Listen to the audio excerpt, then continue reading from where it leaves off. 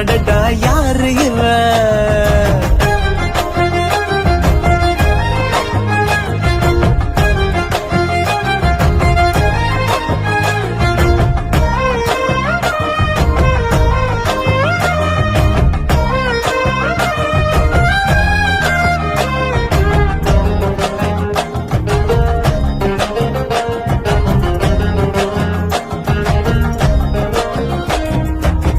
நில ஒன்று தரையில் வந்து நடக்குது எதிரில் நின்று எனக்குன்னு பிறந்தவதா என்று